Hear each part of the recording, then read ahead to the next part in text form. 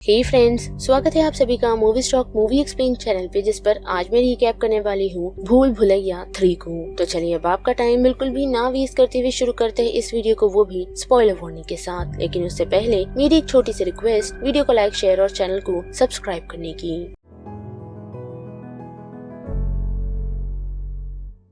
Well guys, बढ़ते हैं movie की तरफ, जिसकी शुरुआत ही हमें मोंजलिका के महल से दिखाई जाती है, जहां हम उसे नृत्य करता हुआ पाते हैं। लेकिन उसी दौरान महाराज उसे खींचते हुए बाहर की तरफ ले जाते हैं, वो भी अपने सैनिकों के साथ, और एक पेड़ से उसे बांध उसे जला देते हैं, जिसे उन्होंने मृत्यु दंड दिया है। पर मोंजलिका वहीं नहीं रुकती, बल्कि हम देख पाते हैं कि जिस शख्स ने उसे जलाया था उसने अपने मास्क को वही छोड़ दिया है, जिसे पहन वो शख्स की हत्या करने के लिए पहुंच जाती है। और ये कहानी 1824 रक्तघाट बंगाल की है। जिसके बाद ये कहानी बढ़ती है 200 साल बाद हमारे लीड कैरेक्टर रोहन की तरफ, यानी कि रूह बाबा की तरफ, जो एज यूजुअली लोगों को बेवकूफ बना रहा है, ये प्रूव करते हुए कि वो आत्माओं से बात कर सकता है, साथ ही उन्हें खत्म भी, जिसे हम करता हुआ भी पाते हैं। लेकिन कुछ ही मिनटों में हमें समझ आ जाता है कि रोहन रूह बाबा का एक खेल खेल रहा है, वो भी लोगों को बचाने के लिए। यानी कि अगर तुम कुछ कांड कर बैठे हो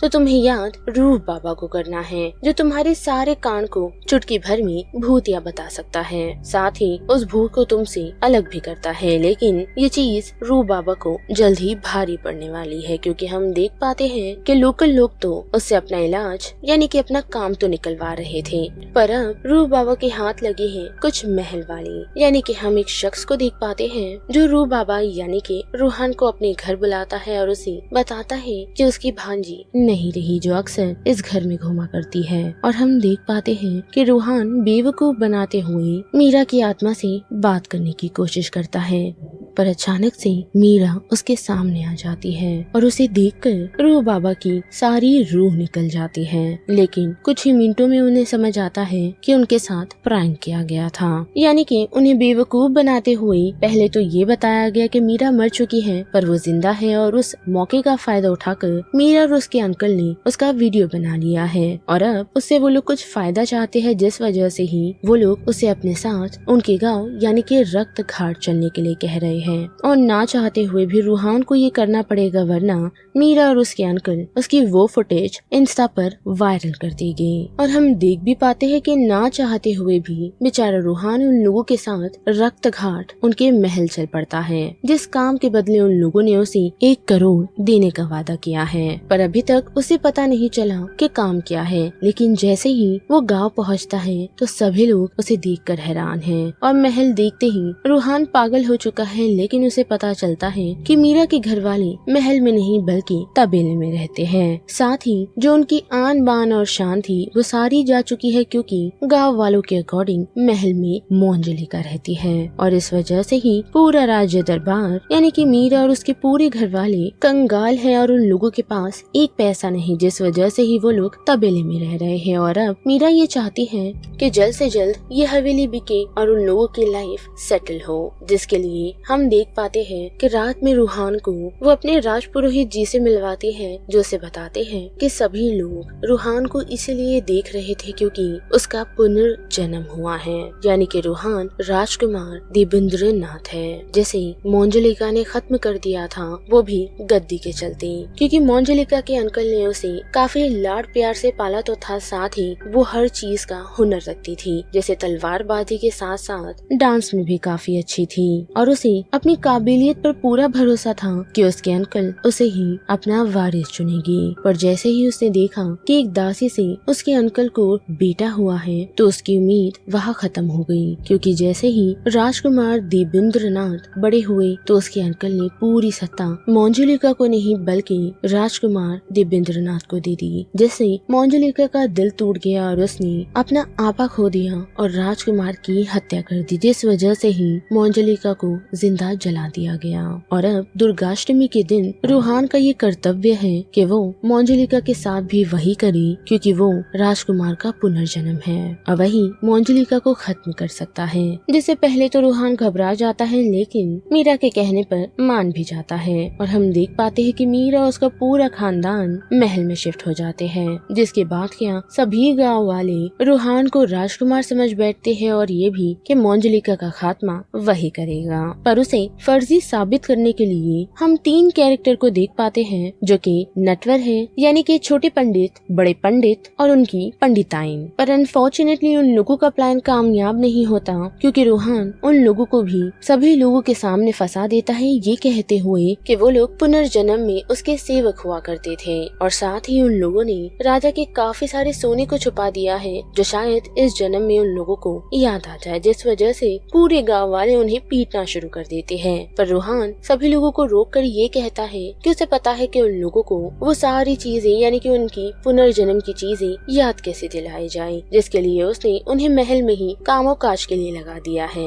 जिसके बाद एंट्री होती है मलिका की, जिसे इनविटेशन दिया था मीरा ने ताकि वो इस महल की मरम्मत कर सके, जो आते ही हमें थोड़ी सस्पिशियस लगती है, क्योंकि मीरा ने किसी मैन को काम के लिए हायर किया था, पर यह पहुंची एक लेडी है। पर फिर भी वो लोग उस पर डाउट नहीं करते और हम देख पाते हैं कि मलिका अपने कामों को कंटिन्यू करती है। साथ ही उसका आव भाव थोड़ा अलग है, जो लोगों से घुलती मिलती नहीं, साथ ही उसके बात करने का तरीका थोड़ा अजीब है, साथ ही उसका निशाना भी काफी अच्छा है। लेकिन उसके आते ही घर में अजीब अजीब सी चीजें होना शुरू हो गई है, जैसे कि रूहान को अजीब अजीब से सपने आने, साथ ही रेडियो पर मोंजलिका की आवाज जो उसे संकेत दे रही है कि वो नहीं बचेगा। लेकिन इतना ही नहीं, बल्कि घर में लगी हुई राजकुमार की फोटो भी जल चुकी है, जिससे हमारे रू बाबा काफी डर चुके हैं और उन्होंने यहाँ से भागने का प्लान बना लिए है। पर वो वहाँ से निकले उससे पहले ही उसका साथी वहाँ आ पहुँचता है, जो उसे बताता है कि वो लोग वापस नहीं जा सकते, क्योंकि एक क्लाइंट जिनको उन लोगों ने चूना लगाया था वो एसीपी राठौड़ का भाई निकला, जो उन लोगों के पीछे पड़ चुकी है। और ना चाहते हुए भी रू बाबा अपने साथी के साथ वापस महल आ पहुँचते हैं, जहाँ आते ही उसका सबसे पहला डिसीजन मीरा के फोन में से उसकी वीडियो डिलीट करने का है। पर उसमें भी वो कामयाब नहीं हो पाता, क्योंकि नोटिस कर पाता है कि मीरा उसके प्यार में पड़ चुकी है। पर चीजें अभी तक घर में अजीब नहीं थी, बल्कि उन लोगों को पता चलता है कि मोंजलिका का दरवाजा खुल चुका है, जिसे चेक करने के लिए वो दोनों जैसे ही आगे बढ़ते हैं तो उन लोगों के सामने मोंजलिका खड़ी होती है। जैसे घबराकर वो दोनों यहाँ वहाँ भागने लगते हैं और उन लोगों का सामना मलिका से हो जाता है, जो रूहान का हाथ पकड़ सीधे उसे मोंजलिका के कमरे में ले जाती है और सामने खड़ी मोंजलिका को थप्पड़ लगाती है, क्योंकि वो मोंजलिका नहीं बल्कि पंडिताइन है। जिसके बाद क्या हमें और बाकी सभी को भी पता चलता है कि यहाँ जो मोंजलिका का डर फैला हुआ था वो और किसी की वजह से नहीं बल्कि इन तीनों की वजह से है, जिन तीनों ने लगभग 2 साल पहले यहाँ अपना बसेरा बसा लिया था। और दरवाजा मोंजलिका का न जाने कब से खुला हुआ था, जहाँ उन लोगों ने डेरा जमा लिया। जिसके बाद हर कोई यहाँ जो आया उन लोगों को भगाने का जिम्मा उन लोगों ने ले लिया, ताकि अपने घर की छत को वो लोग अपने सर से जाने न दे। जो सेम चीज उन लोगों ने रूहान के साथ भी करनी चाहिए, वो भी कभी उसका फोटो जलाकर, कभी मोंजलिका की आवाज में डराकर, पर उसमें भी वो लोग कामयाब नहीं हुए। पर अब क्या दूसरे दिन रूहान ये डिसीजन ले लेता है कि वो सभी लोगों के सामने मोंजलिका का वो दरवाजा खोलेगा और सब कुछ नॉर्मल हो जाएगा, जो दूसरे दिन वो करता भी है। और हम देख पाते हैं कि सभी लोग काफी डरे हुए थे। साथ ही मोंजलिका का रोल वो मलिका को करने के लिए कहता है, ताकि गांव वालों को ये सब कुछ सच लगे, जो करने में वो बखूबी कामयाब होती है। लेकिन इन चीजों से राजपुरोहित जी काफी गुस्सा हो चुके हैं, क्योंकि उनके अकॉर्डिंग दरवाजा खुलना नहीं था। लेकिन हम देख पाते हैं कि मीरा उन्हें सब कुछ सच सच बता देती है। और वही दूसरी तरफ हम देख पाते हैं कि जब मलिका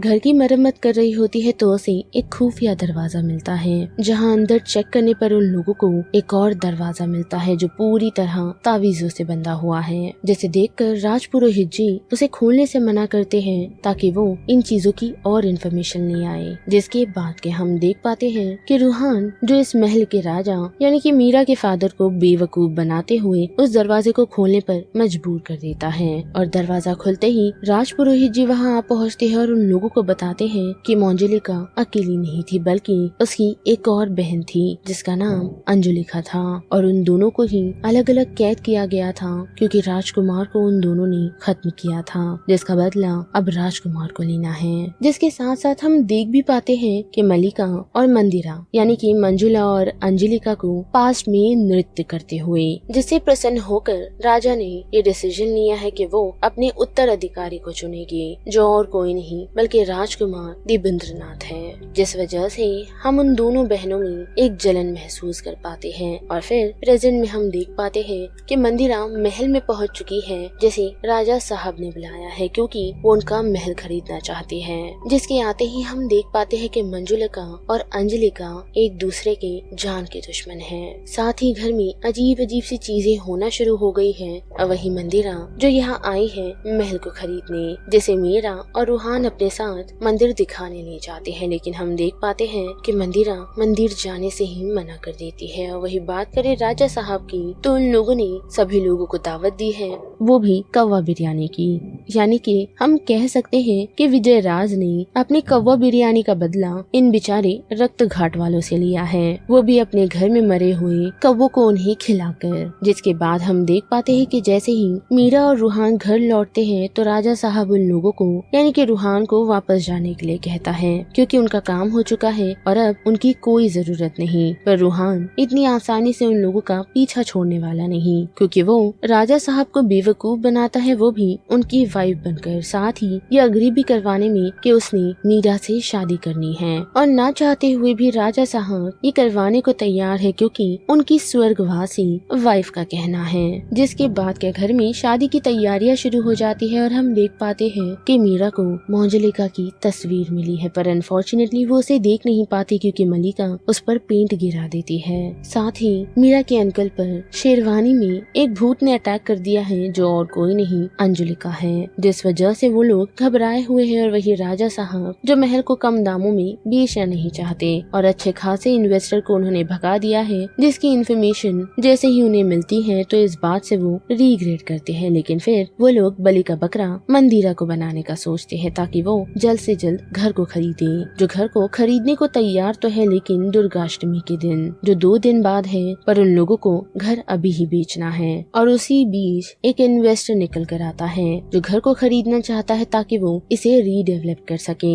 लेकिन उसी के साथ वो राजा का सिंहासन अपने साथ ले जाता है, जो चीज मलिका को बिल्कुल पसंद नहीं आती। और रात ही के वक्त हम देख पाते हैं कि मोंजलिका उस इन्वेस्टर पर हमला कर उसे खत्म कर देती है, जिस वजह से उन लोगों की डील खत्म हो जाती है। और दूसरे दिन मीरा की नजर राजा की थ्रोन पर पड़ती है जिस पर मलिका बैठी हुई है और उसे वो बात करे उससे पहले ही वो उसे भला बुरा कह देती है, वो भी इस सिंहासन को उठाकर जो मोंजलिका के अकॉर्डिंग सिर्फ उसका है, जो चीज वो बाकी लोगों को बताने के लिए पहुंचती तो है लेकिन देख पाती है कि मलिका ऑलरेडी उन लोगों के साथ बैठी है। जिसके साथ साथ मंदिरा भी वहाँ हंसती हुई पहुंची है ये जानकर कि उन लोगों के इन्वेस्टर की मौत हो चुकी है और अब ना चाहते हुए उन लोगों को महल मंदिरा को बेचना होगा। साथ ही हम देख पाते हैं कि रात के वक्त रूहान को काफी बुरा सपना आया था जिसमें उसने मीरा को भी देखा और उस वजह से अब उसे ऐसा लग रहा है कि मीरा ही मोंजलिका है, जिस वजह से वह घर छोड़कर निकलने को तैयार हो जाता है। पर अनफॉर्चुनेटली भाग नहीं पाता क्योंकि घूम घूम कर वो एक ही जगह पर आ पहुंचता है, यानी कि वापस महल, जिस वजह से ना चाहते हुए वो वहीं रुकने का डिसीजन लेता है। और राजपुरोहित जी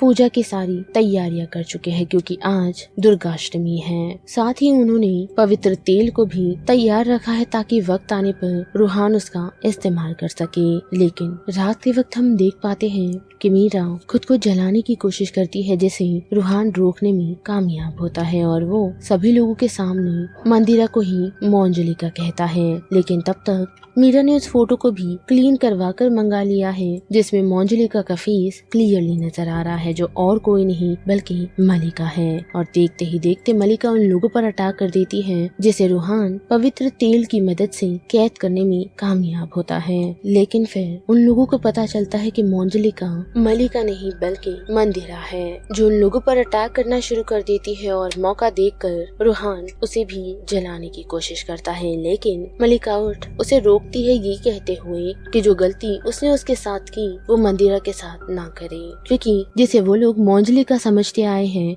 वो मोंजलिका है ही नहीं। और फिर हमें पास की स्टोरी दिखाई जाती है, जहाँ अंजलिका और मोंजलिका रात के वक्त पहुँचे तो थे राजकुमार को मारने के लिए, पर उन लोगों को पता चला कि राजकुमार को सत्ता में कोई दिलचस्पी ही नहीं, बल्कि उन्हें नृत्य करना काफी पसंद है। जिस वजह से उन दोनों ने राजकुमार को बेवकूफ बनाया और सभी लोगों के सामने उसका उन दोनों बहनों ने सच खोल कर रख दिया, जिस वजह से राजा ने राजकुमार को जिंदा जला देने का फैसला लिया और साथ ही उसकी हत्या का जिम्मेदार मोंजलिका को ठहरा दिया, क्योंकि अंजलिका और मोंजलिका ने राजकुमार के इस सच को सभी लोगों के सामने कहा था। और इस वजह से ही मोंजलिका को उसके भाई का कातिल बना दिया गया और अंजलिका का इतिहास के पन्नों से नाम ही मिटा दिया गया। और जब अंजलिका और मोंजलिका पुनर्जन्म लेकर रक्त घाट आ पहुँची तो सभी लोगों को बेवकूफ बनाने के लिए राजकुमार ने उन लोगों को मोंजलिका साबित करने की कोशिश की, ताकि सभी लोग ठीक राजकुमार की ही तरह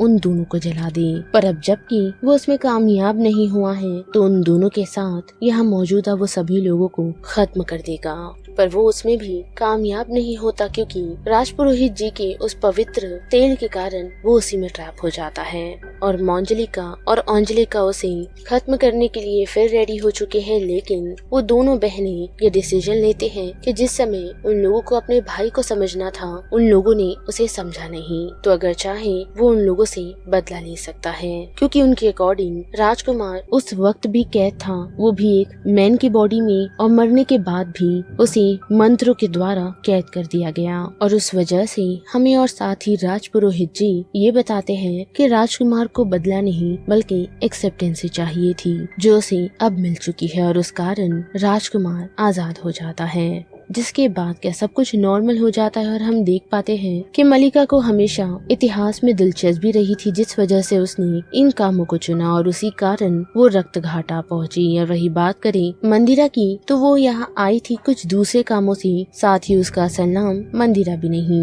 और जैसे ही वो अपना असल नाम बताती है, जो कि ACP राठौड़ है, तो रूहान को समझ आ जाता है कि वो उसे यहाँ पकड़ने के लिए आई थी। और यहीं पर ये फिल्म खत्म होती है, जिस बारे में आप सभी की क्या राय बनती है उसे लेकर आप मुझे कमेंट सेक्शन में बता सकते हो। साथ ही वीडियो पसंद आई तो वीडियो को लाइक, शेयर और चैनल को सब्सक्राइब करना मत भूलिएगा। बाकी मैं मिलूंगी आपसे फिर किसी मूवीज या सीरीज के रिकैप के साथ। तब तक के लिए आप movie stock movie explain channel के बाकी वीडियोस को एंजॉय कीजिए। Till then bye.